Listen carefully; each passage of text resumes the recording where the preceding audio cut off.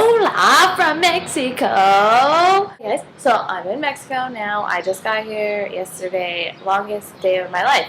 But we'll get to that. It was thunder and lightning the whole day. Whole day Friday. Woke up, my room was shaking. Like, I have not had thunder and lightning like that in a really long time, and it just like shook my room and literally happened all day.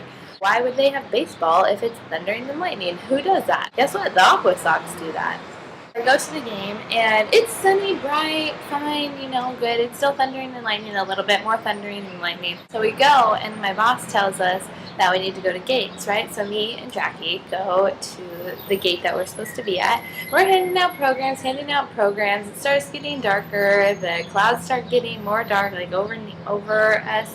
All of a sudden, there's little drops of water, and all of a sudden, it just started downpouring. Jackie rips off two things from the box that we were handing stuff out of. We put these little things of cardboard over our head. Did nothing. Literally did nothing. I was soaked from head to toe. Whatever. So then the rain stops.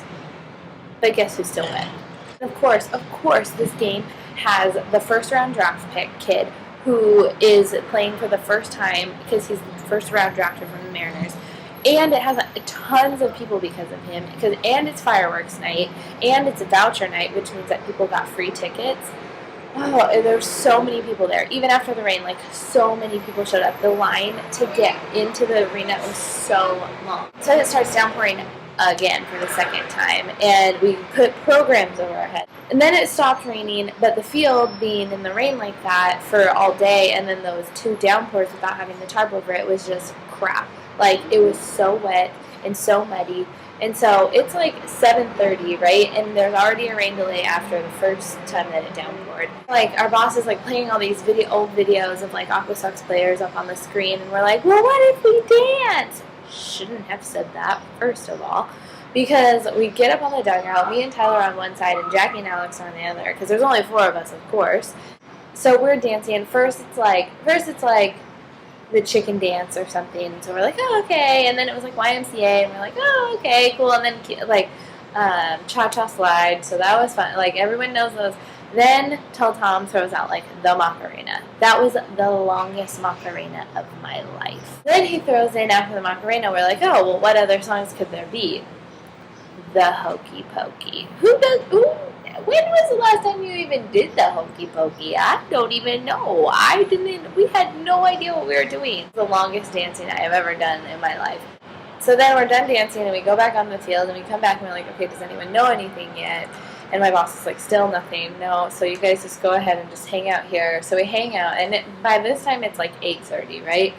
And they're trying to play this game because so many people are there. So Tom, who's the major head guy, comes over the radio. He's like, well, field not playable, so we can't play. So they announce it, of course, to the fans, and everyone just goes, boo!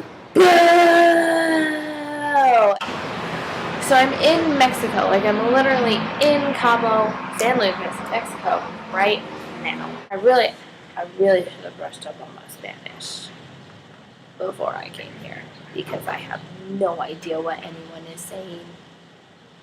No. Yeah. Everything is just so confusing here.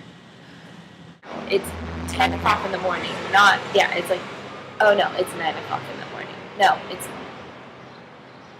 11 o'clock in the morning already, and I'm already sweating. So then our flight was at 8 o'clock, well 7:55, 8 o'clock.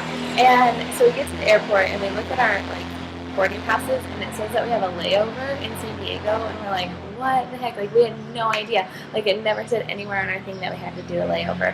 But luckily it was just an hour. We got off the plane, and we literally got back on the same plane that we were on before.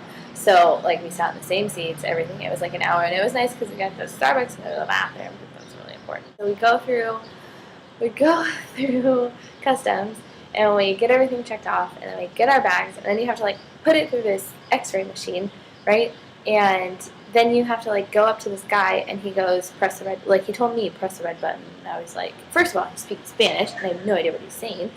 And then, so I press the button, and either it's you get a red light, and you have to go through all of your stuff, or you get a green light, and you just get to go ahead. right? Luckily, my mom and I got the green light, so we just got to go, which was really nice because I don't know. I'm literally, as soon as I got into this country, I'm so confused. Like, I'm pretty sure I just have a permanent confused look on my face every time someone talks to me. And you walk out, and there's all these like stands along the walls where people are just like standing there, and there's like a ton of people.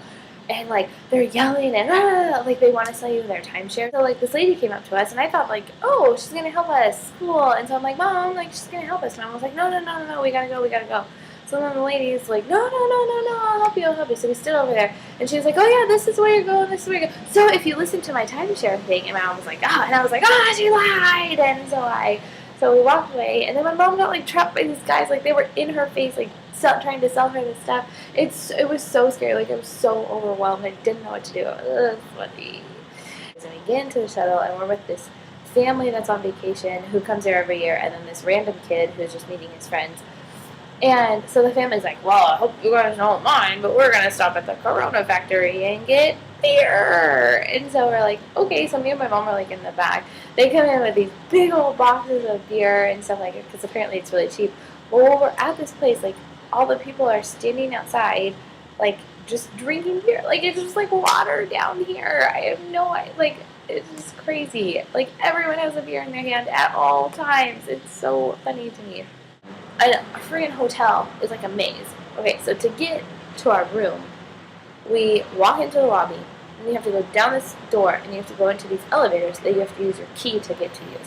You go up to the second floor, and then you walk down the corridor, you go down this way, go down an elevator, one floor, and then you go to our room. I don't know, right? I don't know. It's so confusing. And then to get to the pool, you go up one floor, and then up this ramp, and then to the pool. But then to get to the pool, to the lobby, you have to go from the pool, down an elevator 2 floors, out of the elevator, down the corridor, back to the elevators with the key card, and then down 2 floors. But it's pretty here.